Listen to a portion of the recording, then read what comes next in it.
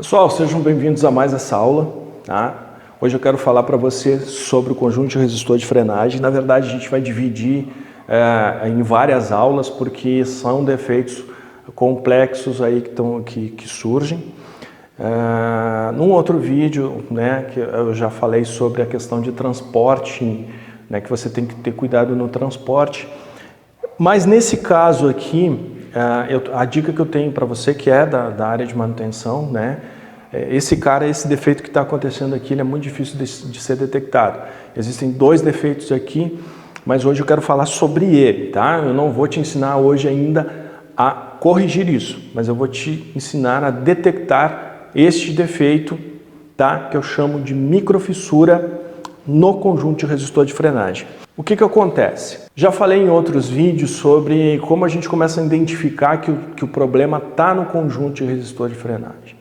Tá? Você sobe com o elevador, com a cabine, está lá trabalhando, a cabine começa a descer e ela começa fazendo o inversor entrar em falha. Então ela desce um pouco, o inversor entra em falha, às vezes alguns inversores se resetam sozinhos, outros precisam da ação da manutenção para fazer esse reset.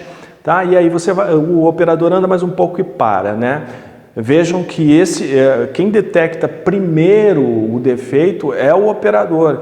Por isso que lá no meu treinamento para operador de elevador, tá, eu já começo a explicar essas coisas para ele, como ele vai interagir também com o pessoal de manutenção.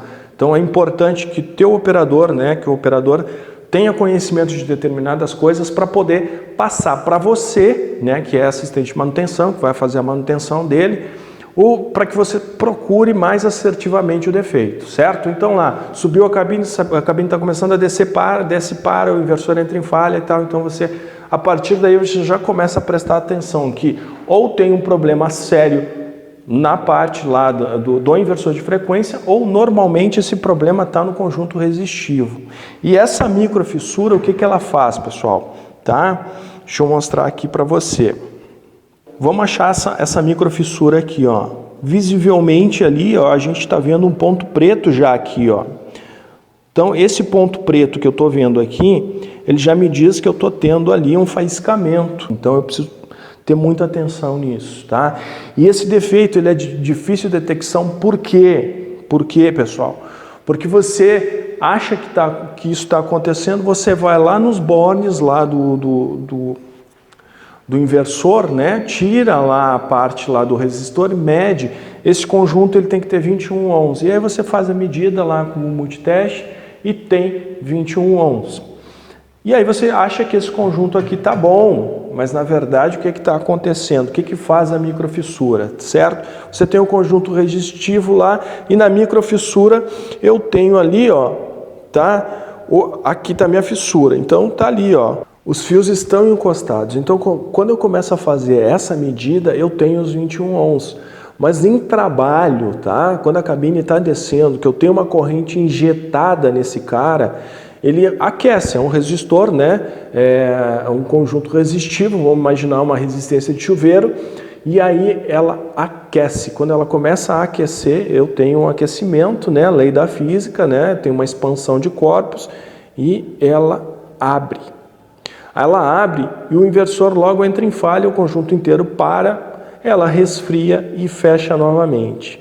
E assim você vai trabalhando. Alguns dias, um dia frio, ela trabalha mais, outro dia ela trabalha menos e você não consegue detectar esse problema, a não ser que você vá fazer o seguinte, você vai lá no resistor de freio, no conjunto resistivo, abre, tira a capa dele e começa a analisar ele com uma lupa mesmo, tá? Começa a olhar ele bem em todos os pontos, em todos os ângulos, procurando pontos de microfissura, pontos de faiscamento no conjunto resistivo.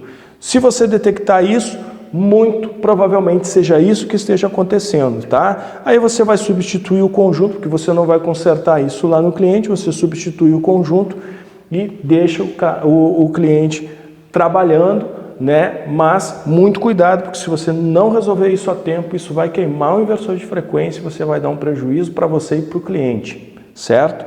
Porque às vezes o cara pode não entender muito bem que você não conseguiu detectar a falha e aí vai ficar ruim para você, certo?